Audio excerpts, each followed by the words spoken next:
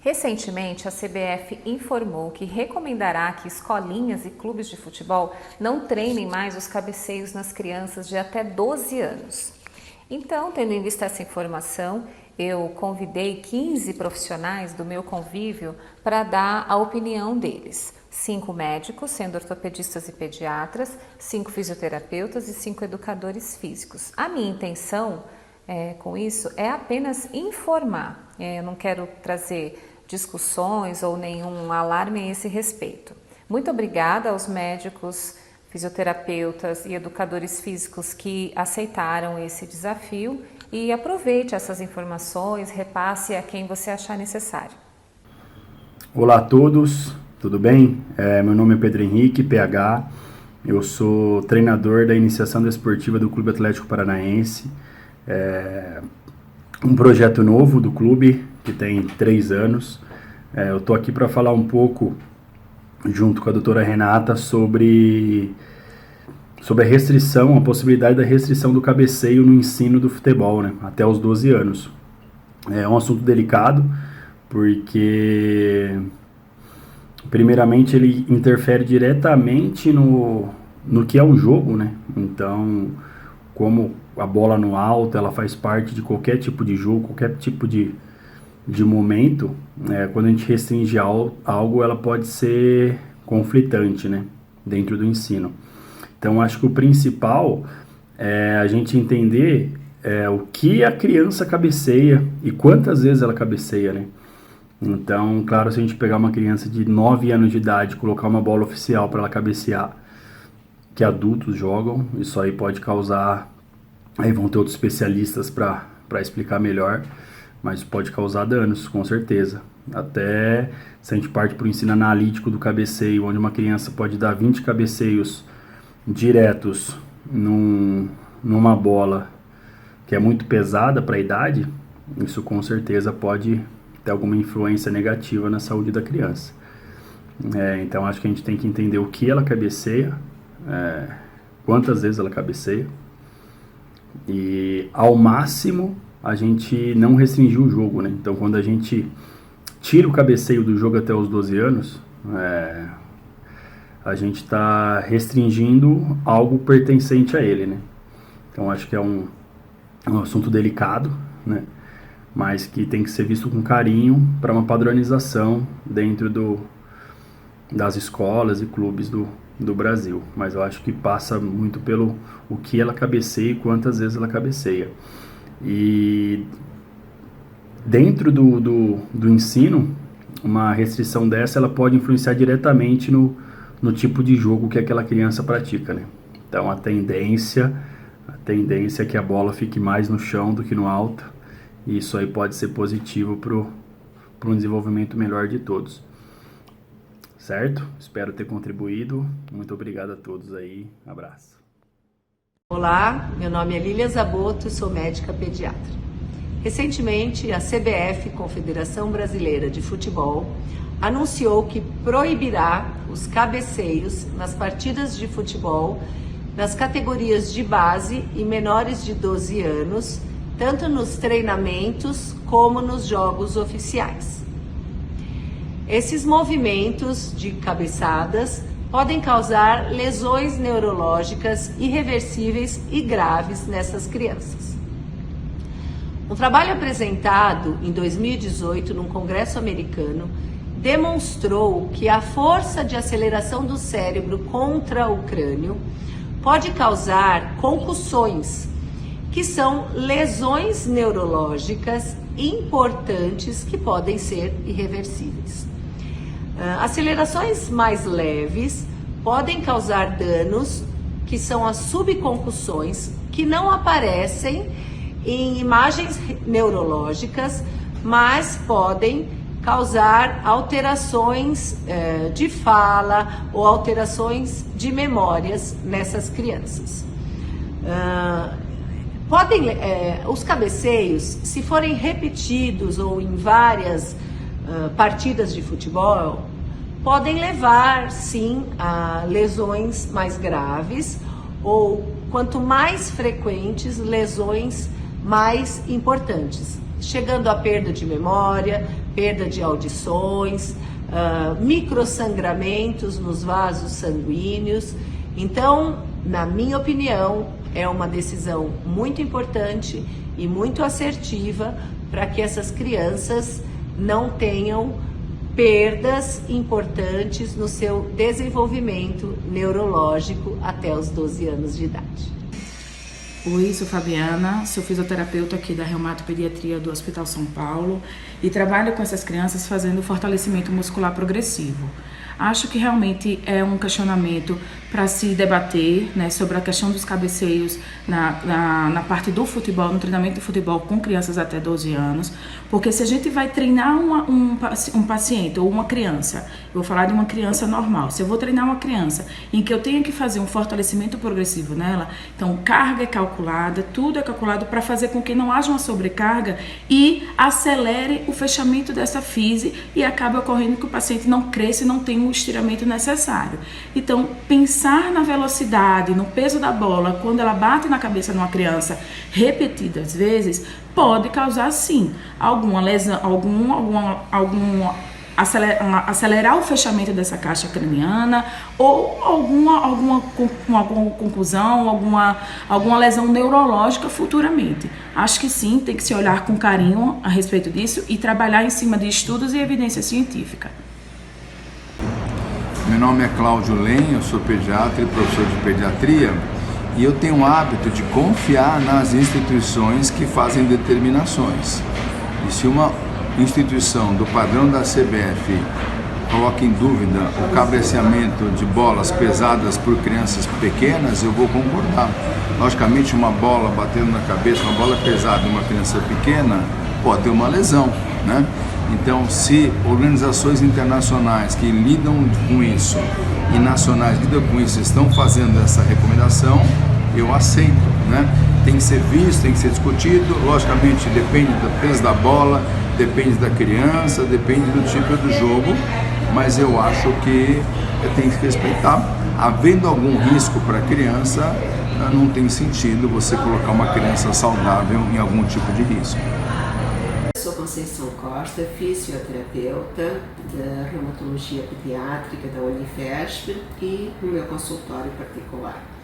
Quanto à pergunta acerca das medidas da CBF proibindo o cabeceio durante o jogo de futebol, de facto, pelo que se sabe, não existem ainda grandes estudos ou até pequenos estudos que nos possam comprovar que o cabeceio possa lesionar de uma forma grave a criança.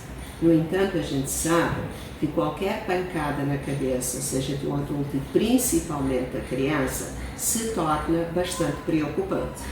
Então, em função disso, eu sou absolutamente a favor. Partindo do princípio que a CBF é uma organização mundial, temos que, de facto, seguir, sou a favor que se siga as suas orientações. Olá, me chamo Bruno de Biasio, sou médico ortopedista e essa questão é uma questão, acho que é importante, né? Os estudos são muito recentes, a gente não tem certeza se essa lesão acontece de fato ou não. Não dá para concluir isso ainda, precisa de mais estudos. O fato é que essa é uma possibilidade em outros esportes, como no futebol americano, no boxe. A gente sabe que essas lesões por traumas repetitivos acontecem e a gente precisa estudar melhor para não colocar essas crianças em risco de lesão sem que elas tenham consciência desse risco. Então eu sou a favor dessa medida no primeiro momento, até que os trabalhos mais profundos se apresentem e mostrem qual é realmente o risco desse tipo de atividade. Sou Marcelo Castilho, coordenador da CBF School de Alphaville, no qual trabalhamos com crianças de 5 até 15 anos. Na minha opinião, a proibição do cabeceio para crianças até 11 e 12 anos pode afetar no aprendizado da técnica, uma vez que se perde exatamente o período da fase ótima do aprendizado, que é entre 9 e 11 anos, onde as crianças otimizariam todas as técnicas de movimento, como coordenação, salto, para o aprendizado correto da técnica do cabeceio. Uma vez que ela não vai estar praticando neste momento, pode gerar futuramente um certo retardo no movimento correto do cabeceio do futebol. A gente pode criar alternativas e adaptações substitutas, como bolas de borracha ou bolas com uma pressão menor, que vai gerar menos impacto, menos pressão intracraniana, e que assim as crianças consigam, talvez até de maneira lúdica, continuar executando o cabeceio, seja em treinamento, principalmente em treinamento. E também tem a adaptação do esporte, também as crianças elas têm facilidade em se adaptar, então uma vez que se torne uma regra e elas deixem que elas não possam cabecear durante treinos e jogos, elas consigam cerca de um mês mudar o seu jeito de jogar, até porque para a gente, até durante o treinamento, é uma técnica secundária, eu diria que é uma técnica complementar no repertório de um atleta em iniciação. Como treinador, o meu maior receio é que essas condutas, essa proibição descaracterize o esporte praticado na infância. Então, que o que ela pratica hoje, com 8, 9, 10, 11 anos, seja diferente do que futuramente ela vai ter que jogar, gerando consequências no repertório motor, nos movimentos delas, no repertório técnico e até tático do jogo. Olá, eu sou a Rosana Seixas dos Santos, fisioterapeuta, pós-graduada em fisioterapia esportiva pela Universidade Europeia de Madrid, junto com os estudos universitários Real Madrid Futebol Clube, terminando especialização em osteopatia pela E1. A doutora Renata Soares me fez uma pergunta a respeito do que eu acho da CBF estar prestes a proibir o treino de cabeceio nas crianças de até 12 anos de idade, porque saiu um estudo há pouco tempo que esses treinos seguidos podem dar alterações cognitivas nos nossos pequenos atletas. A minha opinião é a seguinte: eu acho válido, eu acho sim que a bola, a velocidade com que ela vem e o choque contra a cabeça pode causar disfunções que levem essas crianças a ter um desenvolvimento não tão importante, tão satisfatório quanto o que a gente busca, né?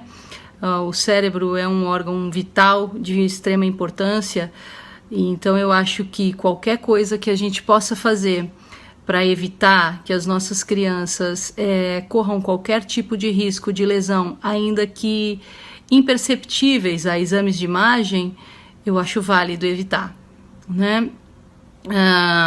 Acho sim que precisamos de mais estudos e quem sabe mais estudos que comprovem que talvez um outro tipo de material para bola ou talvez outro peso gere menos problemas, né? O importante é cuidar das nossas crianças para que elas evoluam da melhor maneira possível, sem disfunções que a gente possa evitar, tá certo? Obrigada, até mais. Olá, eu sou Evandro Salgado, eu sou pediatra intensivista e a convite da Renata Soares, fisioterapeuta, eu vim falar um pouquinho sobre essa manifestação da CBF a respeito das crianças que cabeceiam as bolas nos treinos abaixo de 12 anos de idade, e o recomendado é que não se faça mais isso. Nos Estados Unidos essa discussão já vem desde 2015, o New York Times tem uma matéria em 2018, ano passado, falando sobre isso. Inclusive eles trouxeram um estudo que é lá de Porto Rico, onde as crianças elas cabeceiam livremente dos 9 aos 11 anos, e foi feito um estudo que mostrou que aquelas crianças que cabeceavam tinham o mesmo grau de impacto do que aqueles que treinavam futebol americano na liga dos adultos. Então, na verdade, você tem um impacto tão forte que é o mesmo trauma, e foi feito um teste com essas crianças cognitivo antes e depois do treino. Um teste que visava memória, que visava raciocínio lógico, e aquelas crianças que cabeceavam durante a partida, imediatamente após o jogo, quando faziam um teste, eles tinham lapsos de memória, eles tinham queda no score desse teste. Então, na verdade, o que se viu é que você fazia várias concussões ou subconcussões, dependendo da força desse trauma, e isso poderia sim trazer impactos na saúde da criança, inclusive no desenvolvimento futuro, predispondo inclusive a hemorragias e déficit neurológico e cognitivo. Então é uma discussão muito importante, a gente tem que trazer isso à tona. De fato, crianças têm que evitar ficar usando a cabeça como fonte de impacto e não só abaixo de 12 anos. Na verdade, a Academia Americana de Pediatria fala isso até a maioridade. E essa é uma discussão que ainda vai muito longe. Então é uma discussão importante que a gente tem que frisar sim. Olá pessoal, tudo bem? Sou o professor Elton, idealizador do programa Soccer Labs, um programa onde a gente trata do atleta como peça fundamental do jogo.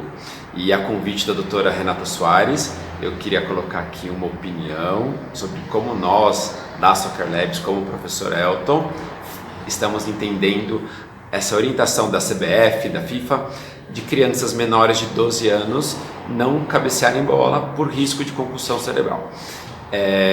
Quando a gente fala da ciência intervindo no esporte, o meu primeiro olhar é positivo. Se tem uma orientação dessa, creio que a gente pode, ao longo do tempo, minimizar alguma coisa.